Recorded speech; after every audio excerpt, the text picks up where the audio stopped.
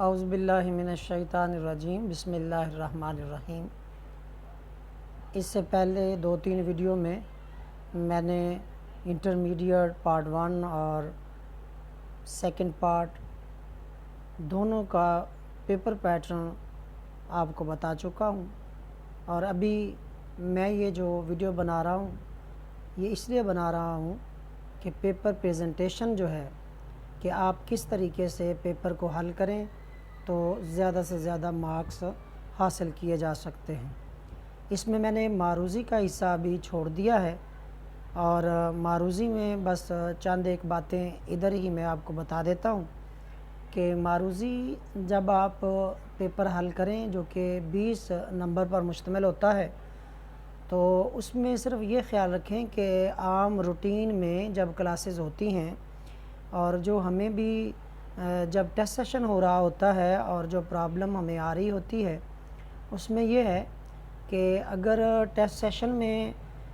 بچے کو جو کویسچن پیپر دیا جاتا ہے اس میں جو کالم بنے ہوتے ہیں آپشن کے ABCD،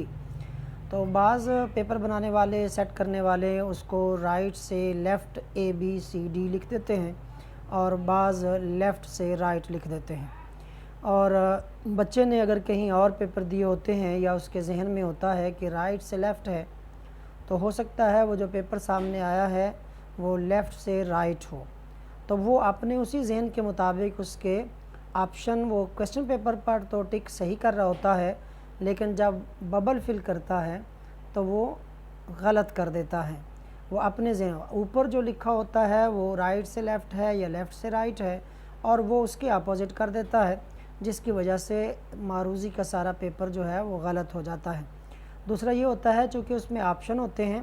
اور بعض مرتبہ انتہائی قریب ترین اس کے جو آپشن ہوتے ہیں، تو اس کو انتہائی احتیاط کے ساتھ کرنا چاہیے، سوچ اور سمجھ کے ساتھ کرنا چاہیے، کیونکہ یہ جو معروضی کے نمبر ہوتے ہیں اگر کسی کے یہ سارے کے سارے پورے نمبر آ جائیں تو وہ اس کے جو مجموعی نمبر ہوتے ہیں اس میں بہت اچھا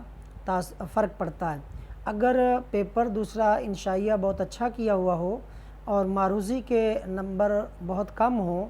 تو وہ نمبر جتنا بھی اچھا پیپر کر لیں تو وہ آپ کے اچھے نمبر نہیں بننے دیتے۔ تو یہ 1-2 چیزیں ہیں، اور سرکل فل کرنے کے حوالے سے تو انسٹرکشنز اس شیٹ پر لکھی ہی ہوتی ہیں، ان کو فالو کرنا، انتہائی دھیان کے ساتھ انہیں پر کرنا یہ بہت ضروری ہے۔ تو ابھی ہم جو انشائیہ حصہ ہے اس کا اس کے حوالے سے بات کرتے ہیں۔ سب سے پہلے تو بات یہ ہے کہ بورڈ میں جو آپ کے امتحانات ہوں گے، پہلے وہاں پر یہ ہوتا تھا کہ آپ کو کاپی جو دی جاتی تھی اگر وہ ساری صفحات ختم ہو جاتے تو ایکسٹرا شیٹس ملتی تھیں۔ اب بورڈ والوں نے ایک نیا طریقہ کار جو ہے وہ متعارف کروایا ہے کہ انہوں نے جو صفحات ہیں وہ مختص کر دیے ہیں۔ اب 32 صفحات جو ہیں انٹرمیڈیٹ کے لیے 32 صفحات کی ایک کاپی ملتی ہے، اور اس کے بعد ایکسٹرا جو ہے وہ نہیں ملتے۔ لیکن یہ سننے میں بعض مرتبہ اسٹوڈنٹس سے یہ بھی آیا ہے کہ بعض سینٹر میں وہ درخواست کرنے پر ایکسٹرا دے دیتے ہیں اور بعض میں نہیں دیتے۔ بہرحال اصول یہی ہے کہ 32 کے بعد وہ ایکسٹرا کاپی نہیں، ایکسٹرا شیٹ نہیں دیں گے، تو اس لیے ہمیں پہلے سے ہی اس پر ورک کرنا چاہیے کہ 32 صفحات ہوں، تو اس میں جو ہمارے یہ سوالات بنتے ہیں بشمول معروضی کے یہ 8 سوالات ہیں، جن میں سے 7 ہم نے اس کاپی پہ کرنے ہیں اور ایک ببل شیٹ ساتھ لگی ہوتی ہے اس پہ کرنے ہیں۔ تو اس میں جو سب سے پہلا سوال ہوتا ہے وہ سب سے پہلا یعنی انشائیہ کا پہلا سوال اور کویسچن پیپر کے اعتبار سے دوسرا سوال ہے۔ تو جو کویسچن پیپر کے اعتبار سے اس کی ترتیب ہے وہ سوال نمبر جو ہے وہ میں وہی بولوں گا کہ سوال نمبر 2۔ سوال نمبر 2 جو ہے یہ حصہ انشائیہ کا، یہ آپ کو سامنے شیٹ نظر آ رہی ہے، اور اس پر آپ نے سوال نمبر 2 لکھنا ہے۔ سوال نمبر 2 لکھا اور اسی طریقے سے نیچے انڈر لائن کر دیں، یہ خوبصورتی کے لیے ہوتا ہے، اگر آپ کے پاس وقت نہ ہو تو یہ انڈر لائن کرنے کی ضرورت بھی نہیں ہے۔ پھر وہ جو سوال ہے وہ حصہ ہے اشعار کی تشریح کا، تو آپ مجموعی طور پر ہی وہاں پر ہیڈنگ بنا سکتے ہیں اشعار کی تشریح۔ اور اس کے بعد پھر چونکہ اس کے دو اجزاء ہیں، ایک نظم پر ہے پہلا الف اور پھر اس کے بعد غزل ہے، تو پہلا آپ لکھیں کہ جز الف، اور یہاں دونوں اشعار کو اکٹھا لکھا جا سکتا ہے، جو میں نے یہاں پر لکھا ہوا ہے کہ دونوں اشعار کو آپ یہاں پر اکٹھا لکھ سکتے ہیں۔ تو یہاں پر دونوں اشعار اگر آپ لکھ دیں تو وقت اگر ہو تو وہ اچھا لگتا ہے، نہیں تو آپ ایک مصرع یہاں پر لکھنے کے بعد سارے ڈاٹس لگا دیں۔ وہ طریقہ میں نے آگے غزل کا جو حصہ آئے گا وہاں پر لکھ دیا ہے، اس کو آپ فالو کر سکتے ہیں۔ یا پھر اس کے بعد یہاں پر حوالہ شعر لکھیں گے کہ یہ جو اشعار ہیں یہ اس کا حوالہ کیا ہے، یہ کہاں سے یہاں پر جو طالب علم کرتے ہیں وہ یہاں پر بھی حوالہ متن لکھ دیتے ہیں، لیکن حوالہ متن کا جو لفظ ہے وہ نثر کے لیے آنا چاہیے، نثر کے لیے آتا ہے، یہاں پر آپ حوالہ شعر لکھیں گے۔ جب آپ حوالہ شعر لکھیں تو پھر نظم کا عنوان لکھیں گے۔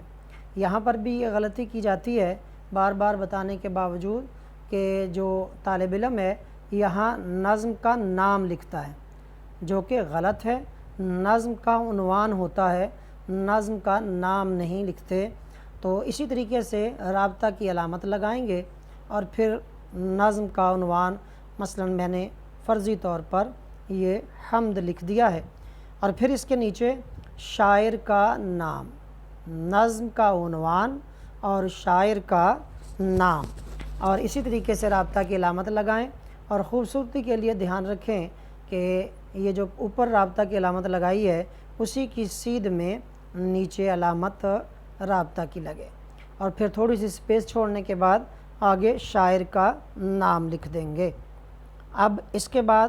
تشریح کا مرحلہ آتا ہے۔ مفہوم بھی بعض طالب علم لکھتے ہیں،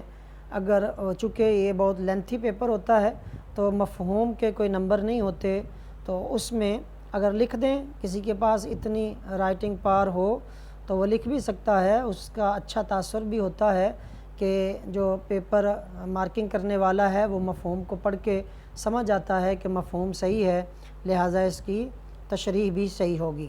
تو عام طور پر سیکنڈ ایئر میں، فرسٹ ایئر میں، انٹرمیڈیٹ میں نہیں لکھواتے، تو تشریح لکھیں گے، اور تشریح لکھنے کے بعد یہ جو میں نے نیچے لکھا ہے پہلا مصرع، دوسرا مصرع، تیسرا مصرع، چوتھا مصرع الگ الگ مینشن ہو تشریح میں، بغیر ان کی ہیڈنگ بنائے۔ مطلب یہاں پر یہ ہے کہ نظم کے دونوں شعروں کی جو تشریح ہوتی ہے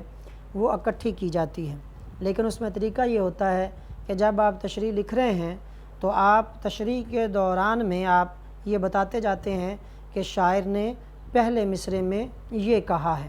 اور پھر دوسرا مصرع جب بات ہو تو وہاں مینشن ہو اسی پین کے ساتھ جس کے ساتھ آپ لکھ رہے ہیں، کوئی مارکر یوز کرنے کی ضرورت نہیں، وہاں ہیڈنگ بنانے کی ضرورت نہیں، بلکہ وہاں پہ لکھیں کہ دوسرے مصرعے میں یوں ہے، تیسرے میں یوں ہے، اور چوتھے میں یوں کہا گیا ہے اس میں۔ یہ کرنے کے بعد آپ اس کے اندر پہلے مصرعے میں بھی پیراگراف ہوں گے، لیکن جہاں پہ پہلا مصرع ختم ہوتا ہے دوسرا ہے تو وہاں تو لازمی اس کے پیراگراف کی صورت میں لکھیں گے۔ اگر الگ الگ مصرع نہ ہو تو دو شعروں کا، یعنی پہلے شعر کی تشریح کرنے کے بعد جب دوسرے شعر کی تشریح شروع ہو تو لازمی یہ مینشن کیا ہوا ہو کہ شاعر دوسرے شعر میں یہ کہتا ہے۔ تو اس طریقے سے یہ آپ اس کو لکھیں گے۔ تو آگے اس میں دیکھتے ہیں کہ اس کے کتنے صفحات جو ہیں وہ مختص کیے گئے ہیں۔ اس میں اب دیکھیں یہ پہلا صفحہ تھا، اس کے بعد یہ دوسرا صفحہ ہے۔ ہر شعر کے نئے مصرعے پر پیراگراف بھی بنائیں اور درمیان میں بنائیں۔ میں نے یہ جو درمیان میں سواد اور دو ساتھ لکھا ہوا ہے تو یہ مطلب ہے کہ تشریح کا ایک صفحہ وہ ہو گیا، دوسرا یہ ہو گیا۔ اب اس میں جو حوالہ جات لکھنے ہیں، یہ جو تو میں نے خط لگائے ہوئے ہیں، ساتھ شعر کی علامت لگائی ہوئی ہے، تو اس میں آپ نے حوالے کے طور پر شعر لکھنا ہے، اور پھر دوسرا شعر، یعنی ایک صفحے پر دو حوالے آ گئے ہیں۔ اب اس کے بعد دو صفحے اس کی تشریح کے ہو گئے، نظم کے صفحہ نمبر 3 ہے۔ اب اس میں جو حوالہ لکھا ہوا ہے یہ شعر کی علامت غلطی سے ساتھ ہے، یہ انورٹڈ کاماز لگائے ہوئے ہیں، تو یہ اصل میں نثری حوالہ ہے۔ یہ یاد رکھیں کہ شعر کی تشریح میں صرف حوالے کے طور پر اشعار ہی لکھتے جانا یہ کوئی اچھا تاثر نہیں ہے۔ شعر کی تشریح میں آپ نثری حوالہ جات بھی دیں، یعنی اگر اس شعر سے متعلقہ کوئی آیت ہے، کوئی حدیث ہے، کوئی قول ہے کسی کا، کوئی محاورہ ہے، ضرب المثل ہے، کوئی بھی اس طرح کی چیز جو ہے وہ اس میں لکھیں، اشعار بھی لکھیں، یعنی ہر چیز میں سے کوئی نہ کوئی حوالہ ہو تو اس سے وہ بہترین اثر پڑتا ہے۔ تو یہ اس طریقے سے آپ ویسے تو نثری حوالہ جو ہوتا ہے جیسے آپ عام طور پر لکھتے ہیں صرف اس کو انورٹڈ کاماز میں، جسے ہم جو ہے واوین کہتے ہیں، اس میں اسے لکھتے ہیں، لیکن چونکہ ذرا خوبصورتی جو ہے وہ بھی مطلوب ہے تو تھوڑی سی جگہ ایک دائیں سے اور بائیں سے چھوڑ کر درمیان میں اس کو آپ لکھیں گے۔ یہ دیکھیں تقریباً 2.5 سطر کا یہ حوالہ ہے، اور اس طرح یہ لکھا اور پھر آپ نے درمیان میں اپنا لکھنا ہے۔ یہ صفحہ نمبر 3 ہے نظم کی تشریح کا۔ اس کے ساتھ ساتھ ایک بات یاد رکھیں، یہ جتنے حوالہ جات ہوتے ہیں یہ آپ اپنی اس تشریح کی تائید میں دے رہے ہوتے ہیں۔ اصل تشریح وہ ہوتی ہے، فہم جو آپ کا اس شعر کا ہے وہ آپ کی اس نثر سے پتہ چل رہا ہے جو آپ تشریح کر رہے ہیں۔ اس کے بعد ایک پیج پر یہ دوسرا حوالہ ایک شعر کا آ گیا ہے، اور نیچے میں نے لکھ دیا ہے کہ ہر حوالے کے بعد پیراگراف شروع کرنے کے انداز سے شروع کریں، یعنی یہ نیچے میں نے تیر کا نشان ہے، یعنی جب بھی آپ حوالہ کوئی لکھتے ہیں اس کے بعد دوبارہ سے آپ لکھنا شروع کرتے ہیں تو پھر تھوڑی سی جگہ چھوڑ کر، جیسے پیراگراف کی علامت ہوتی ہے نہ پتہ چلتا ہے کہ یہاں سے نیا پیراگراف ہے، تو ویسے لکھیں گے۔ یہ 3 صفحے نظم کی تشریح کے 3 ہو گئے، اب چوتھا صفحہ ہے، یعنی 2 شعر کی تشریح آپ دیکھتے جائیں گے کتنے صفحات پر ہوگی۔ یہ 32 صفحات جو بورڈ نے مختص کیے ہیں، تو کم از کم انہوں نے کوئی تھوڑا بہت میٹنگ کرنے کے بعد کہ کتنے سوالات ہوتے ہیں اور یہ سوالات سٹینڈرڈ اگر لکھا جائے تو کتنے صفحات پر آتے ہیں۔ تو اس لیے ایک بات آپ کے ذہن میں رہے کہ یہ سٹینڈرڈ انہوں نے جو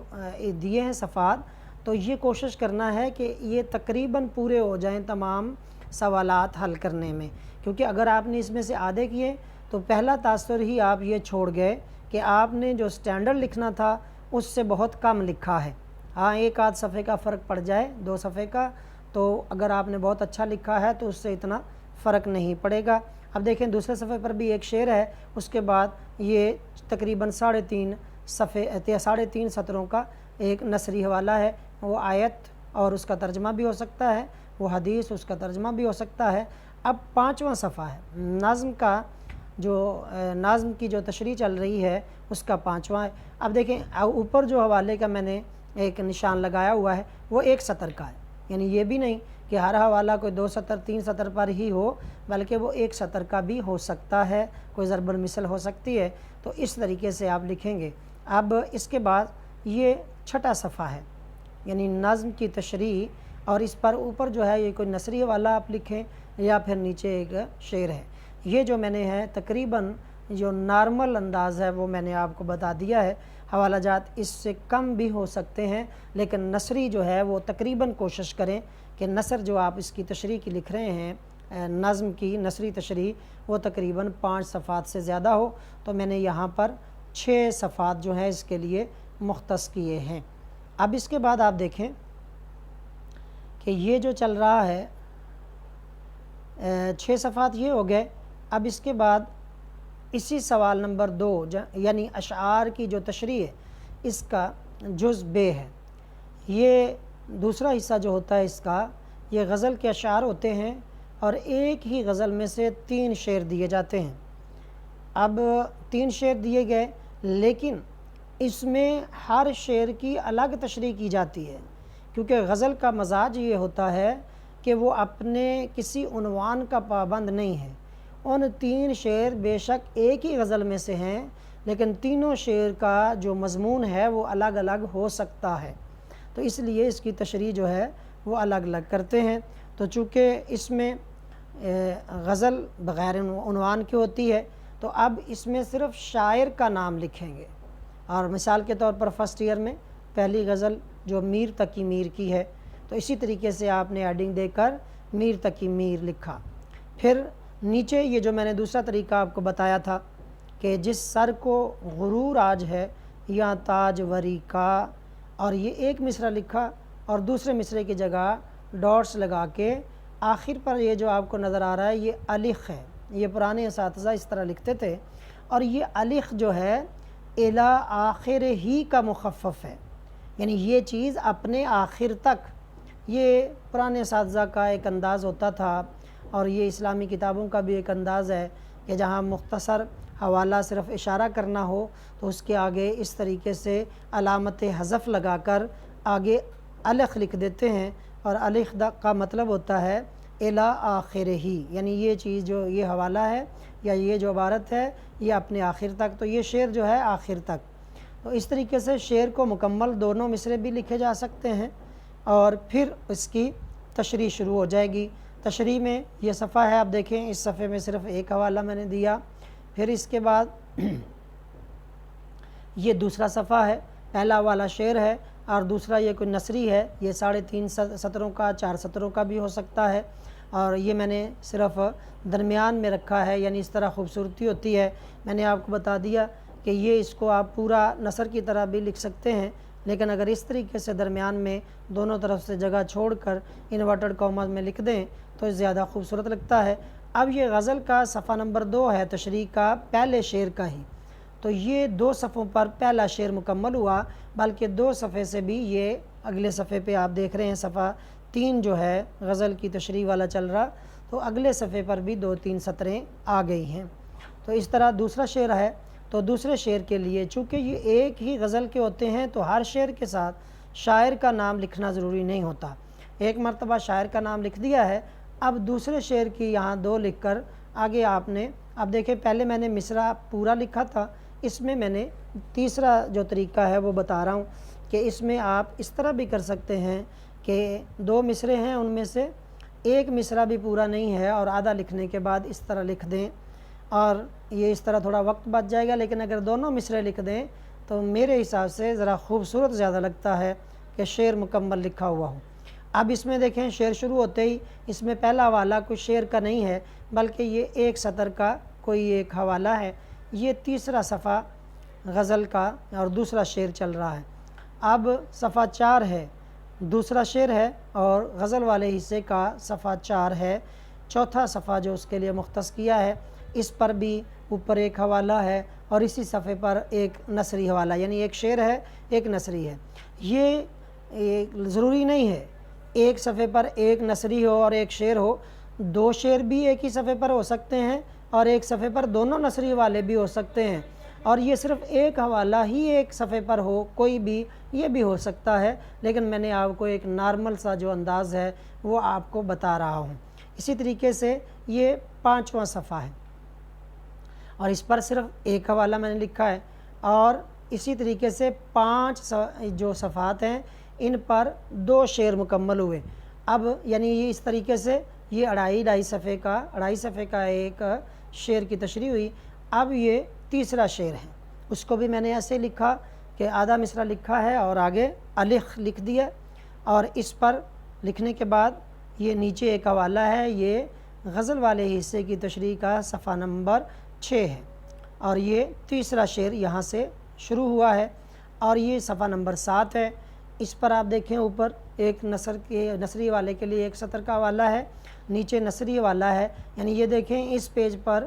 دونوں حوالے جو ہیں وہ نثری آ گئے ہیں۔ یعنی جو میں آپ کو بات سمجھانا چاہتا ہوں وہ یہ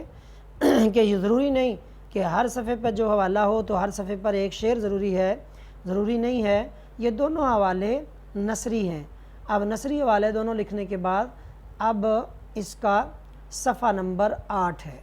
غزل والا حصہ ہے، تیسرا شعر ہے، اور صفحہ نمبر 8 پر ایک شعر ہے اور ایک جو ہے اس پہ نثری حوالہ ہے۔ تو اس طریقے سے یہ غزل والا جو دوسرا سوال ہے اشعار کی تشریح والا، نظم اور غزل، ان کی تشریح جو ہے یہ 8 صفحات پر مشتمل غزل کی ہے،